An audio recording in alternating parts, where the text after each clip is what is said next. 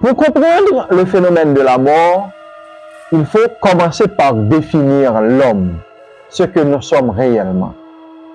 Au-delà de notre corps physique, de notre apparence physique, que sommes-nous?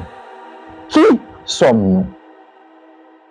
C'est la grande question qu'il nous faut nous poser afin de comprendre le phénomène de la mort et plus tard, le phénomène de la naissance. Chers followers et téléspectateurs, l'homme, plus généralement, est une conscience, est une énergie manifestée. L'homme est une énergie manifestée, l'homme est une conscience. Et en tant que conscience, l'homme va au-delà du plan physique, car l'homme vient pour faire une expérience dans ce plan physique, mais l'homme ne va pas rester. Il n'y a aucun homme, il n'y a aucun homme, qu'il fût appelé fils de Dieu, qui ait vécu éternellement avec son corps, mais qui n'a pas laissé son corps. Chaque homme a laissé son corps à un plan ou à un autre. Je vais également citer la théorie des six corps que je vous invite à lire. Si vous lisez la théorie des six corps, je crois que le maître Omram Mikhaël Ivanov en parle, et abondamment dans plusieurs de ses livres. Et vous pouvez consulter, je ne me rappelle pas, et il me montrera un fleuve d'eau de vie. Je crois que dans ce livre du maître Ivanov, il y a la théorie des six corps qui est très bien, mais vraiment très bien développée. Donc je vous invite à aller lire la théorie des six corps, vous commencerez par comprendre. Pour ceux-là qui pensent que au-delà du corps physique, nous n'existons plus. Mais non, nous continuons à exister car nous sommes une conscience liée à d'autres consciences. J'aime bien prendre des références bibliques pour les chrétiens protestants, pour les chrétiens de manière tout court. Prendre les références bibliques pour les chrétiens, c'est essayer de montrer aux chrétiens qu'à l'intérieur de la Bible même, il y a des références qui sont liées à la vie après la mort. Mais moi, personnellement, je dis qu'il y a la vie après la vie. Parce que je vis maintenant, un instant, je traverse la rivière qu'on appelle la mort, et l'instant d'après, je me retrouve de l'autre côté du rivage, dans une autre vie, dans une autre expérience. Est-ce que vous comprenez? Donc pour moi, il n'y a que la vie après la vie. Donc la mort n'est qu'un point, n'est qu'un plan de transit. On ne fait que traverser la mort comme on traverse la rivière, comme on traverse une rivière. Donc est-ce que vous comprenez, chers téléspectateurs, chères téléspectatrices? On parle du séjour des morts. On parle du séjour des morts. Donc on fait référence dans la tradition judéo-chrétienne. Est-ce que je peux même dire d'un espace? Parce que dès qu'on a traversé, dès qu'on a quitté ce plan physique, ce qu'on appelle l'espace-temps, on n'est pas dans l'espace-temps, on est dans l'instant présent. Est-ce que vous comprenez? On est dans l'instant présent, on n'est plus dans l'espace-temps. Je ne peux même pas dire que le séjour des morts, c'est un espace. Est-ce que vous voyez? Donc, dès qu'on laisse le plan physique, on est dans un autre plan. Et on ne peut pas définir les autres plans véritablement d'après le plan physique. Il faudrait inventer un autre vocabulaire pour définir les autres plans. Parce que dès qu'on a laissé le corps physique, on entre dans les plans qu'on appelle des plans subtils. Donc des plans qui ne sont pas perceptibles, des plans, on dirait des plans d'émotion, des plans d'idées, si je puis m'exprimer ici. Nous continuons. Le séjour des morts, nous allons emprunter un vocabulaire du plan physique pour faciliter la compréhension. C'est un espace où ceux-là qui ont laissé leur corps physique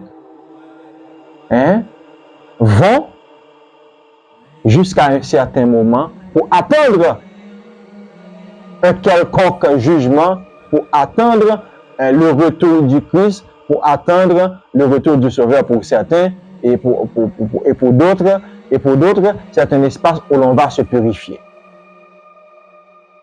Donc, toujours est-il, on n'arrive pas, n'est-ce pas, à s'entendre sur le devenir, n'est-ce pas, de ceux-là qui ont laissé leur corps physique périssable pour se revêtir de leur corps direct de gloire, de leur corps de lumière pour d'autres, mais cela passe par un processus de purification. Nous sommes une conscience, ne l'oubliez pas. Nous sommes une conscience et quand nous traversons, laissant tout ce que nous avons possédé, des gobelets, et des cornes, des baguettes, tout ça, laissant le bâton, nous allons, avec notre conscience, avec notre intelligence, avec tout ce que nous avons eu comme connaissance dans ce plan physique vers les autres plans subtils. Maintenant, je vais vous poser une question, chers followers et téléspectateurs. Si à la mort, tout est fini, comment pouvons-nous aller dans ou bien vers le séjour des morts? Nous disons que tout est fini pour ce plan physique, car quelqu'un qui est véritablement mort dans ce plan physique, quelqu'un dont l'âme reliée au corps physique par le cordon d'argent, et une fois le cordon d'argent est cassé, est coupé, la séparation est totalement faite, donc l'âme de la personne qui vient de traverser ne peut plus revenir vers ce plan physique. À ce moment-là, on dit que c'est fini, complètement fini. Mais l'âme continue son voyage. L'âme va faire d'autres expériences. Et à ce titre, je vous renvoie, chers téléspectateurs et followers, vers ce qu'on appelle le livre égyptien des morts. Et vous pouvez trouver ceci en PDF. Et je crois qu'il y a également le livre tibétain des morts, le livre des morts tibétains, que vous pouvez également consulter. Alors, le livre égyptien des morts, ça a rapport à la cosmogonie de l'Égypte ancienne. Voilà, ça a rapport à la cosmogonie de l'Égypte ancienne. Et à travers cette cosmogonie, vous pourrez, n'est-ce pas, voir comment cela se faisait il y a de cela 5000 ans, il y a de cela 10 000 ans. Donc, je vous donne comme référence le livre des morts égyptiens et le livre des morts tibétains pour que vous puissiez avoir une idée, n'est-ce pas, sur la façon dont nous les hommes, n'est-ce pas, et il y a de cela une dizaine de milliers d'années, comment nous percevions le phénomène de la mort. Si nous sommes, et comme de fait, nous sommes une conscience, cette conscience que nous sommes dans ce plan physique, qui fait une expérience d'évolution dans ce plan physique, alors cette conscience, après sa traversée, va conserver toutes les expériences faites dans ce corps, qu'il s'agisse des expériences positives qui ont permis à l'âme de grandir et qu'il s'agisse des expériences où l'âme a échoué. Donc, l'âme va avoir le bilan de son expérience, ou du moins de ses expériences dans ce plan physique. Ce qu'on appelle le jugement dernier, bien que ce n'est pas le sujet du jour, c'est l'instant X où l'âme fait le bilan de sa mission et reconnaît avoir réussi à tel niveau et avoir échoué à tel autre niveau. Et l'âme sait, dans ce processus d'évolution jusqu'à son illumination, jusqu'à son retour définitif vers la divinité, l'âme va pouvoir s'évaluer, l'âme va voir quelles sont, n'est-ce pas, les erreurs commises et qu'est-ce qui reste à corriger pour son élévation, qu'est-ce qui reste à corriger pour que toutes ces dettes, si je peux emprunter un vocabulaire lié au phénomène de la réincarnation, toutes ces dettes karmiques.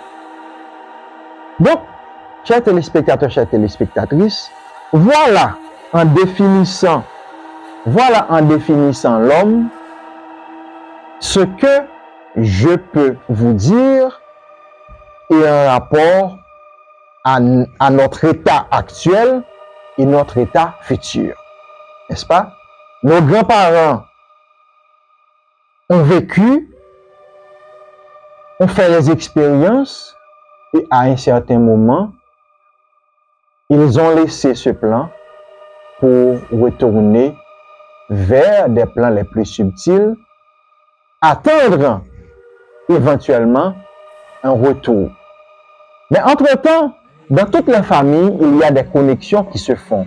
Dans toutes les familles, il y a des naissances. Dans toutes les familles, il y a des personnes qui sont mortes, des personnes qui naissent.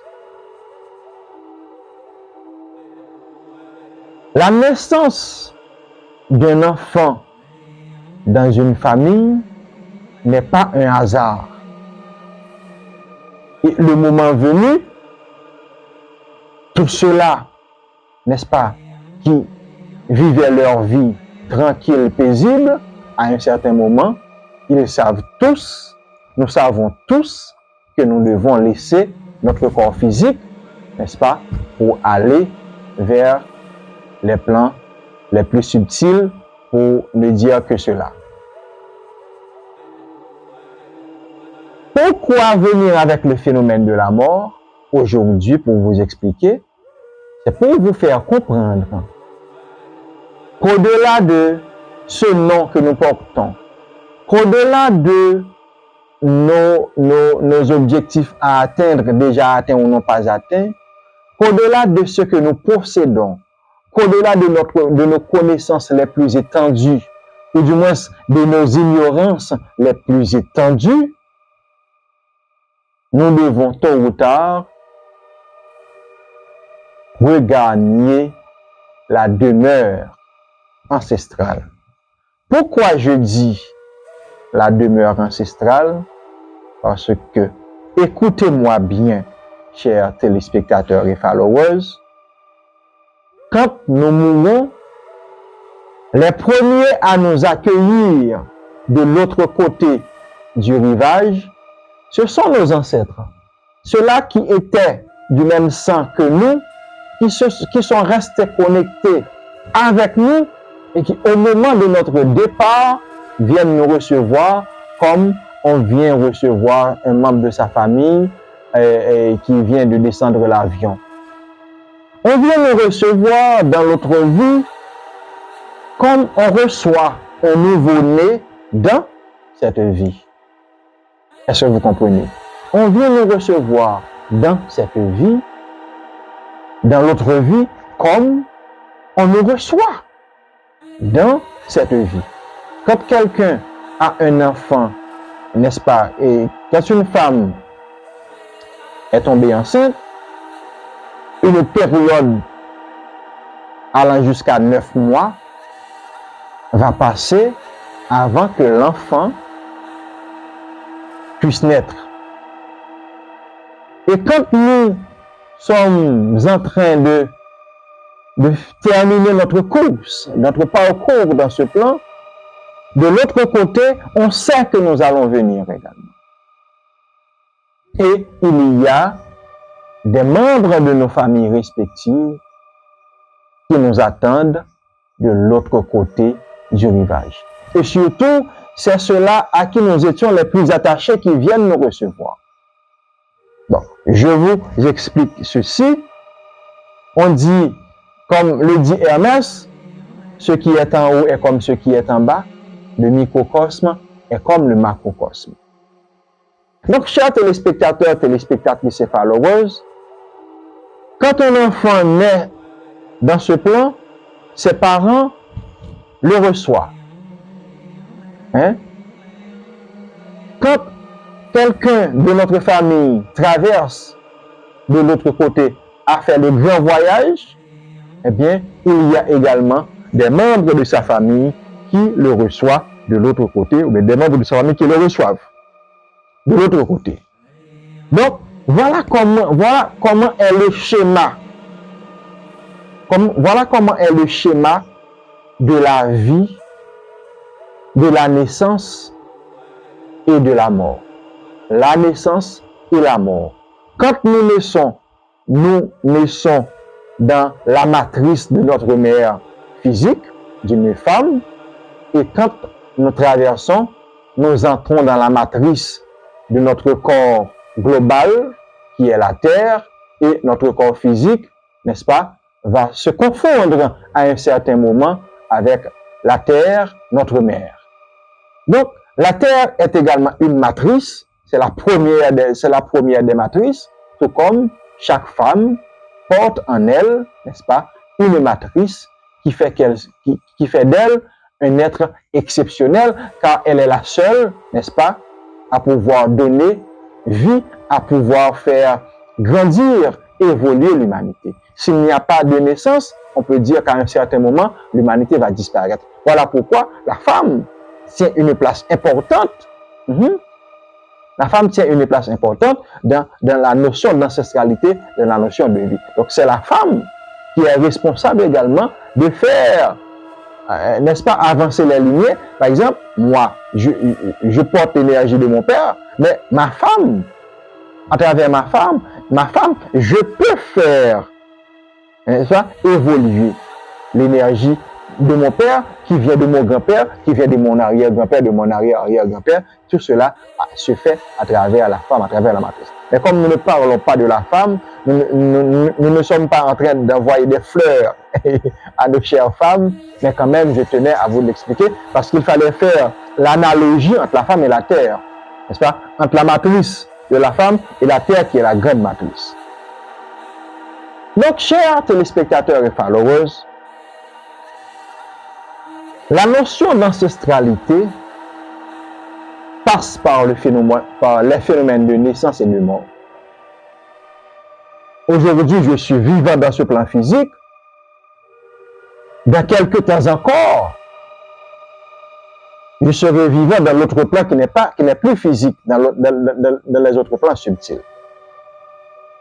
Donc, quand nous sommes dans ce plan, nous sommes encore connectés avec ceux-là qui nous ont devancés dans le temps, ceux-là que nous appelons nos ancêtres, nos aïeuls, ceux-là qui nous ont laissés et dont le sang qui a coulé dans leurs veines coule encore dans nos veines.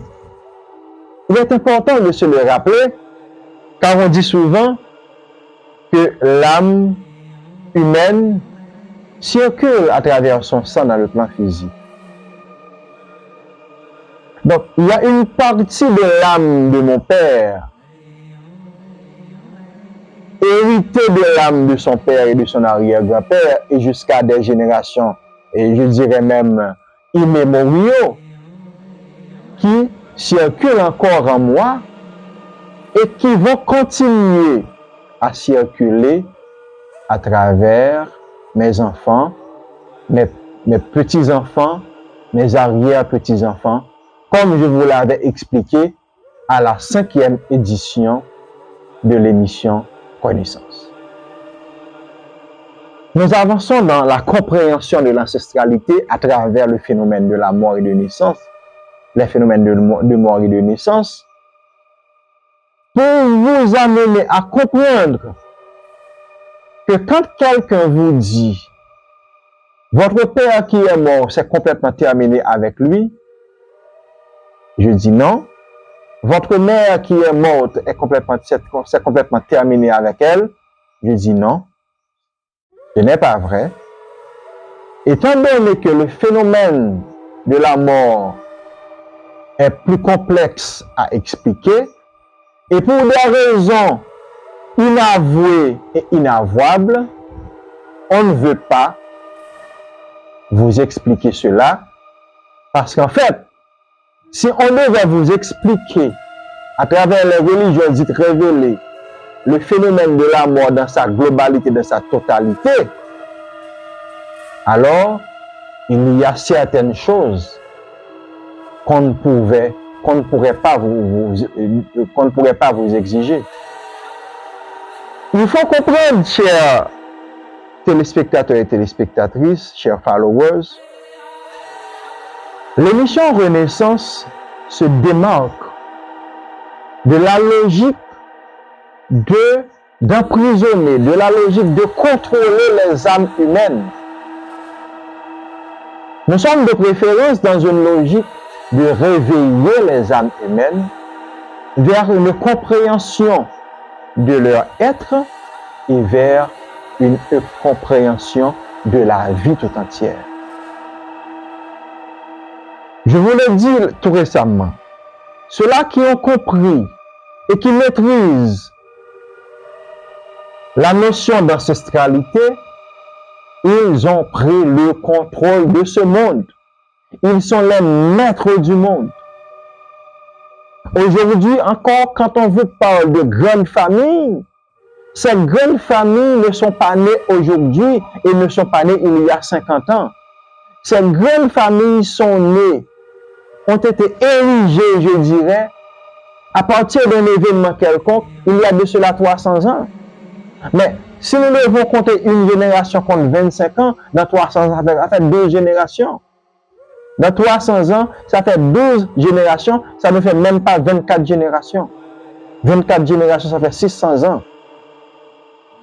Il y a des familles qui ont existé, qui ont été, je dirais, qui ont été pérennisées plus de 12 générations. C'est comme remplir un récipient. Chaque génération vient mettre sa goutte dans ce récipient. Et après 10 générations, on constate que le récipient en question est presque plein, est presque rempli. À un certain moment, on peut même changer de récipient parce qu'on peut agrandir. On peut agrandir les choses. On augmente de manière exponentielle la quantité de liquide que peut recevoir le récipient par un autre récipient. Là, j'utilise un langage imagé pour comprendre la notion de grande famille. Ce sont des familles qui sont assises sur la notion d'ancestralité. Aujourd'hui, quand on vous parle des Windsor en Angleterre, essayez de voir depuis combien de temps on a recensé les Windsor, qui sont les dirigeants, qui sont la famille royale d'Angleterre. Aujourd'hui, quand on vous parle des Rothschild en Angleterre et dans le monde aux États-Unis, essayez de voir depuis combien de générations ces familles sont là. Quand on vous parle des Rockefeller aux États-Unis, essayez de voir depuis combien de générations ces familles sont là. Et ces familles dont je viens de vous citer, ils contrôlent le monde. Les Rothschild contrôlent la finance internationale. C'est terrible. Les Rothschild contrôlent la finance internationale. Je ferai une émission. Toute promesse est une dette. Quand j'aurai à vous parler d'Haïti, après les quelques émissions que j'aurai à réaliser sur Haïti, Eh bien, pour asseoir ce que j'aurais dit, je vais vous faire une émission sur la finance internationale afin que vous puissiez comprendre comment fonctionne le monde d'aujourd'hui. Donc, chers téléspectateurs et followers, la notion d'ancestralité qui est le point d'ancrage de l'émission du jour de la 6e édition, tout comme ça a été pour la 5e édition, la notion d'ancestralité n'est pas liée à une seule génération. Cela est lié à des générations. Je vous dis qu'une génération, ça dure 25 ans. Donc, 4 générations, ça fait 100 ans. 3 fois 4, 12. 12 générations, ça fait 300 ans. Et si nous voulons monter jusqu'à 24 générations, ça fait 600 ans. Maintenant, je vous pose une autre question. Que représente la vie de quelqu'un qui va vivre 70 ans, 90 ans à travers l'ancestralité familiale ancestrale? Pas beaucoup de choses. Je vous réponds, je vous pose la question, mais je vous réponds également. Pas beaucoup de choses. Il n'y a pas d'âge pour mourir. On meurt à tout âge. Et dès qu'on meurt, on passe dans la cellule ancestrale, dans l'énergie ancestrale. Donc, si je dois vivre 70 ans, 80 ans, pardon, qu'est-ce que cela va représenter à l'échelle ancestrale? La vie que j'aurais vécue aura une importance si et seulement si le travail que j'ai fait durant mon passage dans ce plan physique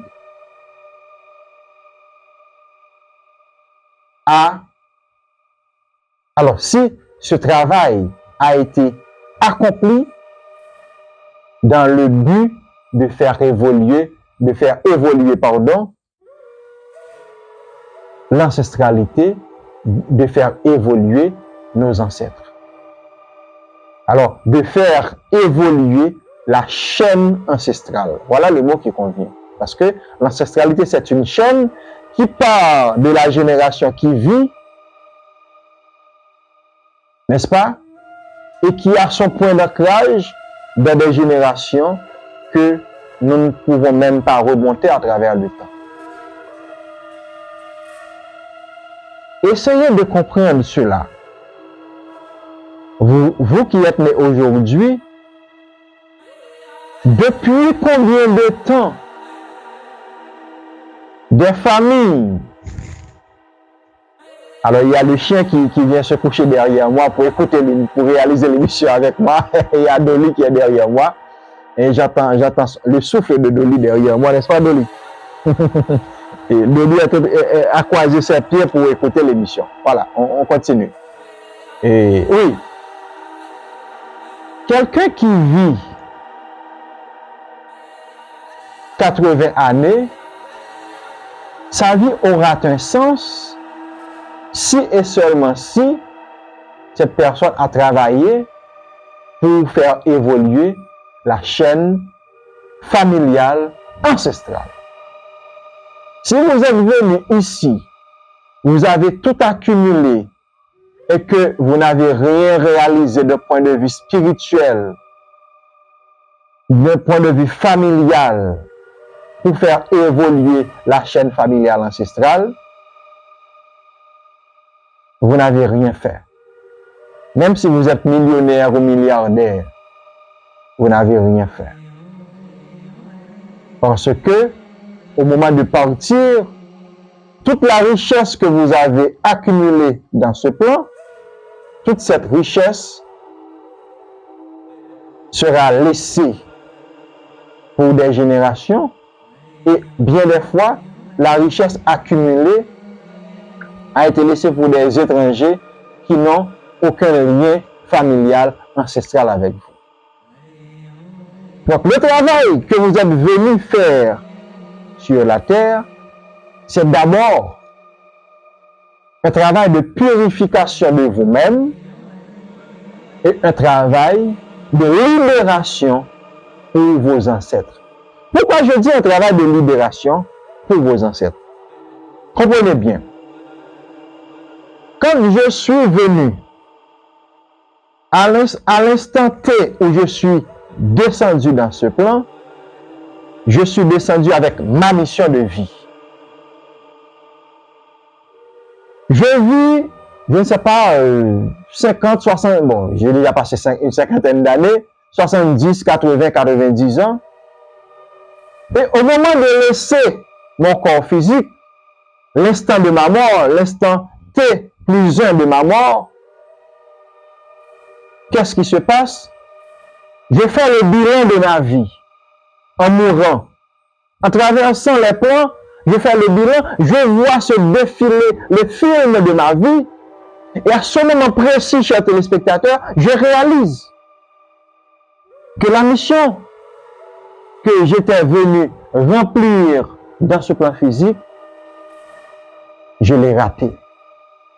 Et qu'est-ce qui arrive à ce moment? Je pars avec l'amertume, je pars avec ce goût de la défaite qu'ont les sportifs quand ils perdent une compétition importante. Donc, ceux-là qui portent avec le regret de n'avoir pas accompli leur mission dans ce plan, ils restent avec un goût d'inachevé dans leur bouche au-delà de la tombe, au-delà de ce plan physique. Qu'avons-nous à faire, nous qui sommes de la lignée du sang de ces personnes, si nous voulons évoluer véritablement, qu'est-ce que nous devons faire à un certain moment?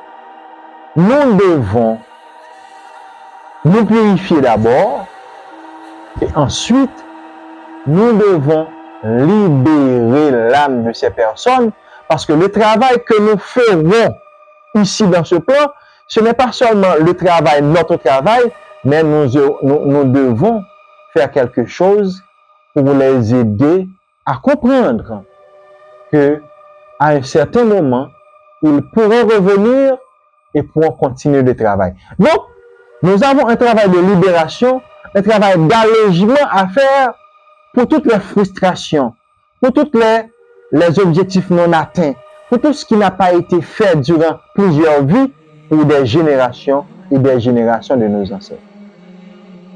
À ce moment, quand nous faisons ce travail, ce travail permet, n'est-ce pas, à nos ancêtres de gravir les plans subtils et de continuer à évoluer parce qu'à un certain moment, il y a un nœud qui les liait à ce plan physique. Nous sommes venus pour délier ce nœud. Voilà le premier travail que nous devons faire, un travail de purification et de libération des mémoires ancestrales, familiales, négatives. Voilà ce que nous sommes venus faire. Bien entendu, il y a un bémol. Ce n'est pas toutes les âmes qui naissent dans une famille qui sont placées pour faire ce travail. Ce ne sont pas toutes les âmes qui sont placées pour faire ce travail. Dans chaque famille, dans chaque génération, il y a un membre de cette famille qui est né pour faire ce travail. Parce qu'il faut le comprendre également, ce ne sont pas toutes les âmes qui ont cette capacité d'évolution. Il y a des âmes qui sont nées pour venir parfaire, pour venir continuer leur évolution. Il y a des âmes qui ne sont pas trop évoluées, nous sommes d'accord. Et ces âmes-là, quand elles naissent dans ce plan, elles viennent pour recevoir de l'aide et pour continuer à faire le travail d'évolution. Vous voyez, il y a des personnes qui à un certain moment étaient pauvres. Elles ont vécu dans la pauvreté pour comprendre comment vivent les pauvres. À un certain moment, il y a des personnes qui sont super riches et ces personnes-là vivent avec de la richesse, avec l'opulence, n'est-ce pas? Pour comprendre comment on se sent. Mais à chaque étape dans chaque vie que nous avons, il y a une évaluation qui sera faite à la fin de cette vie. Est-ce que vous comprenez? Donc, chers téléspectateurs et téléspectatrices, chers followers, il est important pour vous de comprendre que la conscience que nous sommes, cette conscience est liée à d'autres consciences qui ont vécu dans le même certaines fois dans le même espace que nous vivons aujourd'hui. Et quand cela se réalise, nous avons la possibilité, n'est-ce pas, de faire ce travail, de travailler davantage. Prenons le cas de quelqu'un qui vit dans la maison ancestrale, dans un espace où toutes les énergies qui ont cumulé pendant des vies ont laissé leur empreinte. Ce qu'on appelle dans le langage courant en Haïti, bitation. Donc, on va parler de bitation, on va parler de un côté où tu as des grands-parents qui te vivent. Et nous tous connaissons l'importance de l'habitation parce que les gens qui te vivent là, ils quittent l'énergie, ils quittent une partie de l'énergie. Et c'est parce que ils quittent une partie de l'énergie qui fait que leur vie d'habitation, ça est capable de connecter ensemble avec eux parce que l'énergie est là. C'est comme quoi, ils quittent un appareil téléphonique avec un numéro de téléphone. Et puis ils disent, ok, leur besoin, ou qu'à venir là, on vient le numéro de téléphone ça, et puis on est capable de les. Donc, une connexion qui fait dans l'habitation parce qu'il y a un lien non visible, un lien subtil entre nos parents et nous-mêmes, entre nos arrière-grands-parents et nous-mêmes, parce que eux aussi, ils ont vécu dans l'espace en question. Donc là, on dit on peut aller dans l'habitation. D'abord, c'est pas en question de loi. Non, voilà, je pas beaucoup moins évolué du tout, et pourquoi moins évolué? Parce que vos lois sont l'autre bagaille. Même habitation, ça pas veut dire loi. Ça peut arriver que l'habitation, grands-parents te qu'on servi qu'il y a une loi là-dedans. Mais là, nous ne pas traiter de loi, nous traiter de ancêtres. Loi n'est pas ancêtres, non. Ok, loi n'est pas ancêtres, non. Ou du moins, si loi c'est ancêtres, non, il y a tellement tes ancêtres, non, nous ne pouvons pas identifier le rapport que nous avons ensemble avec aujourd'hui. Ok? Maintenant, et comme les lois sont des consciences, sont des irrigations, sont des énergies, donc, ok, nous sommes capables de lire ensemble avec. Mais, dans l'espace que je parle avec nous aujourd'hui, je parle de grands-parents. Je parle de gens qui ont papa ou maman mourir. Je parle de gens qui ont grand-papa avec grand qui mourir. Je parle de gens qui ont grand arrière-grand, grand-papa, grand-grand-papa qui mourir. Et n'a monté toujours dans la chaîne, même ça qu'on pas jamais te connaître. Et toutes ces personnes, chers fidèles téléspectateurs et followers, sont des consciences vivantes, encore vivantes. Si nous voulons référer nous à la Bible des chrétiens, on nous dit que ces personnes vont au séjour des morts, attendant le retour du Christ. La diable dormi. La diable dormi dans l'émission. Fatigué. On va prendre un peu de temps. Je dis à nous qu'à peut-être faire une heure de temps. Là, nous presque arrivé sur une heure de temps, on est capable de dire nous. Et puis, ok? N'a fini l'émission parce que nous ne pouvons pas faire une émission trop longue, mais nous voulons assez d'éléments pour nous garder nous, c'est surtout garder Renaissance, pour capable de comprendre. Donc, je vais retourner, là, nous, la question de habitation, mais la question de parents, la question de grands-parents, nous pas dans la loi. Nous disons nous mettre la loi sur côté. Les lois ne font pas partie dans l'émission d'aujourd'hui de ce que j'explique sur l'habitation, sur les habitations de nos grands-parents. Donc, chers téléspectateurs, quand il faut avoir cette connexion avec nos arrières, avec nos ancêtres ancestrales et familiales, ancestraux et familiaux, nous devons nous rendre dans ces endroits-là où nos grands-parents ont laissé leur empreinte parce qu'ils ont vécu pendant des décennies dans l'espace en question. Ils dit nous tourner dans l'habitation, nous, parce que ils dit nous tourner on côté énergie, on passe dans l'énergie qui vit dans nous, hein, nous pour le joindre là. C'est ça que fait moi-même, l'aime tourner la caille, moi, gros monde. Là, côté grand-papa, te vivre, côté grand-mère, t'habite, côté te marié, côté grand-papa, t'acheter, grand-papa, l'aile pour le marier, à côté te vivre là. Mais là, cause ça seulement me sentir bien. Pas parce que nous allons faire service loi, non. Ça n'a rien à voir. Je ne suis pas valorisant pratiquant. Ok? Je ne suis pas valorisant pratiquant. Donc, par contre, faire service loi. Mais quand j'arrive chez moi, dans cette petite cour à Gaumont, là, je me sens en paix. Je me sens tellement tranquille que j'ai envie d'y rester pour tout le temps, pour tout le temps, pour tout le reste de ma vie. Ça peut vous expliquer, chers téléspectateurs et téléspectatrices, et pour tout Haïtien qui pensait qu'il n'y a pas d'habitation, c'est le vaudou à parler, non. Vaudois utilise l'habitation tout parce que vaudois fait partie de notre tradition, le vaudou fait partie de notre culture. Tout ce qui est en rapport aux Haïtiens, le vaudou va l'utiliser.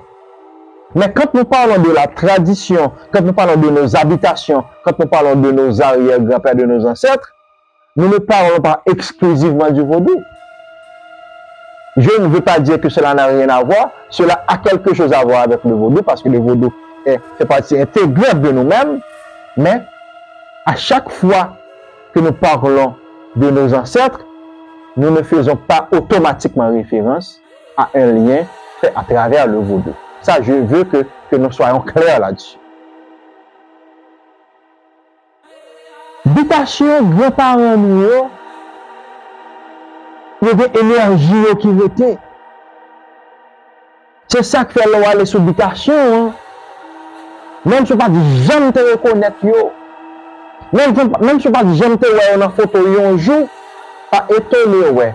Le jour qu'on arrive sur l'habitation, vous cherchez soit un gros blanc, soit un petit cuit, et puis vous font un petit libation. Libation, ça veut dire que vous avez un petit donnant non, par respect pour vous, parce qu'on est énergie là, et bien, quand vous versez de l'eau, n'est-ce pas?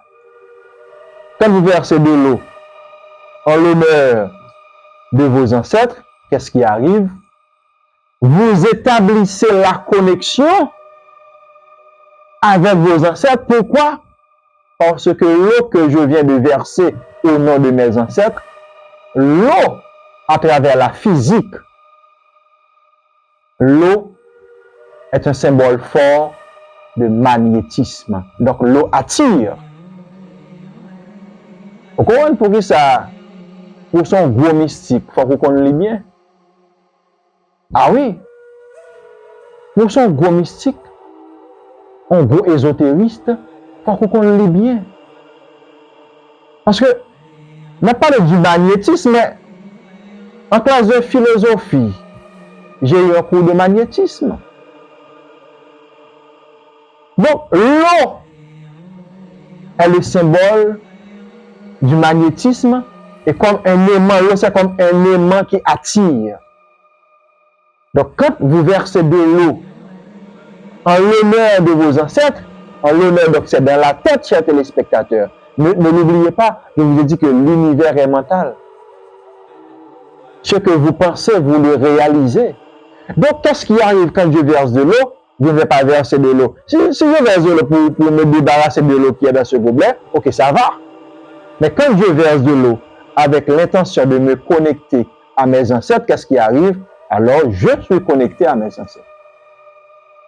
Je suis connecté à mes ancêtres. Donc, mes ancêtres qui ont laissé cette vie, pour certains d'entre eux, depuis 200 ans, depuis 300 ans, je peux retrouver cette connexion dès qu'il y a au moins 2 ou 3 de mes ancêtres qui ont vécu dans l'habitation dont nous faisons référence aujourd'hui, dont nous faisons allusion aujourd'hui.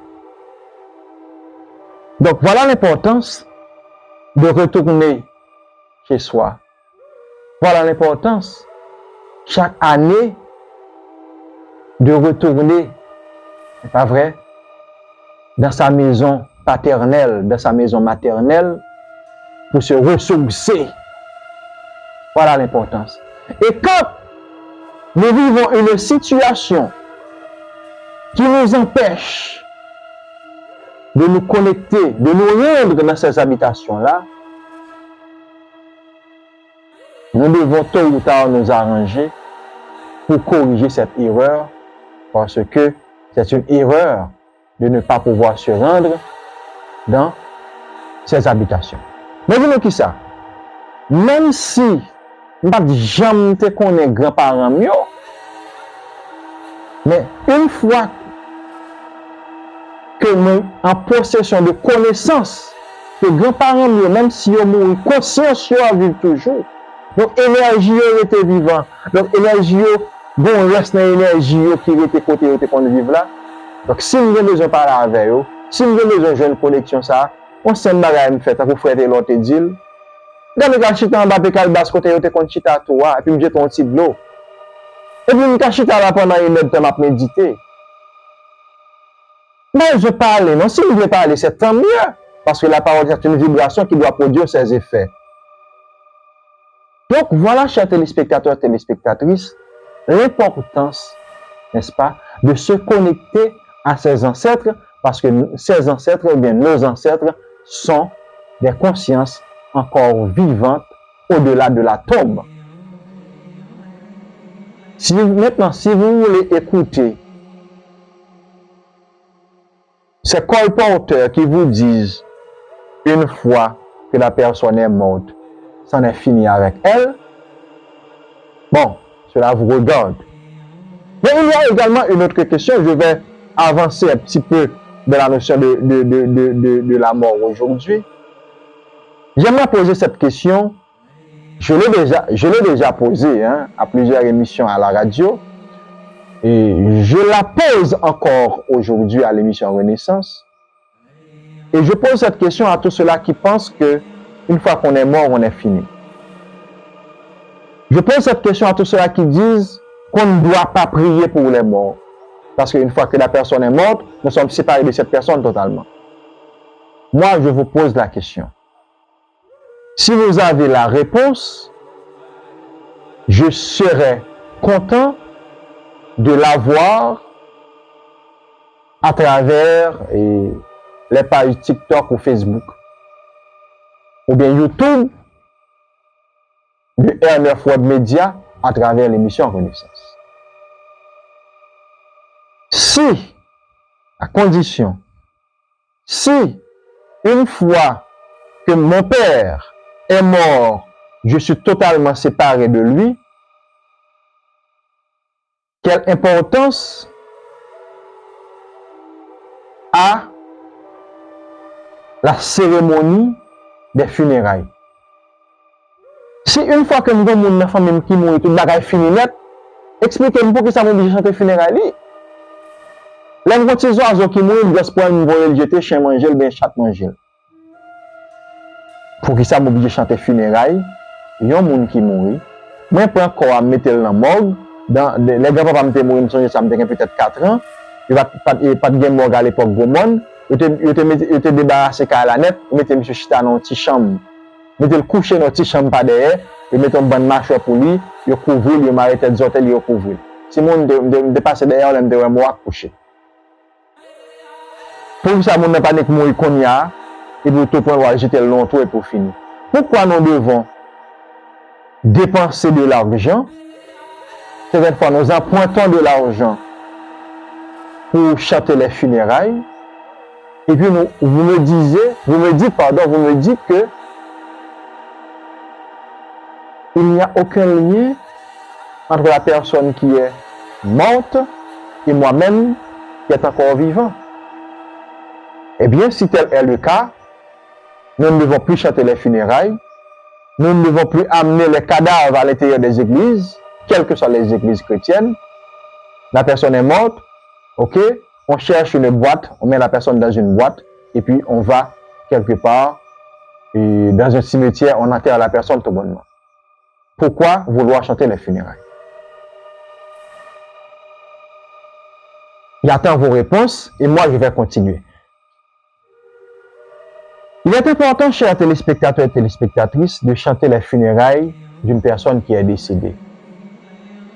Et même quand on n'a pas retrouvé le corps de la personne, il est important d'organiser une cérémonie en l'honneur de la personne qui est décédée. La question que je viens de vous poser, je vais la répondre. Étant donné que nous sommes une conscience, chacun de nous est une conscience, étant donné que chacun de nous, en naissant sur terre, nous avons une mission de vie, étant donné que, au moment de laisser ce plan physique, au moment de mourir, nous faisons le bilan de notre vie, ce qu'on appelle le jugement dernier. Nous savons exactement où nous avons réussi et où nous avons échoué. Étant donné que la majorité de ceux-là qui sont morts n'ont pas préparé leur mort, nous devons faire une cérémonie pour aider la personne qui vient de faire le grand voyage à se séparer totalement de son corps physique. Parce que vous savez quoi? Même quand le cordon d'argent est coupé, donc l'âme ne peut pas réintégrer le corps physique, qu'est-ce qui se passe? Les âmes des personnes, à travers le double éthérique, restent encore attachées à leur corps physique, parce que le double éthérique, c'est le corps des passions, c'est le corps des sentiments, c'est le corps émotionnel. Donc, la personne qui a possédé une belle maison, de belles voitures, des comptes en banque vraiment, je dirais, bien remplis, des entreprises qui fonctionnent bien. Cette personne, si elle n'a pas préparé sa mort, et surtout s'il s'agit d'une mort subite, la personne peut ne pas vouloir, alors la personne peut ne pas être capable de se séparer de son corps physique. La personne voudra réintégrer le corps physique, bien que cela ne sera pas possible. Et voilà pourquoi on parle des fantômes, des âmes errantes qui n'arrivent pas à se libérer des liens physiques qui restent encore et qui vagabondent à travers la nature. Donc, on fait une cérémonie, n'est-ce pas, pour libérer les âmes.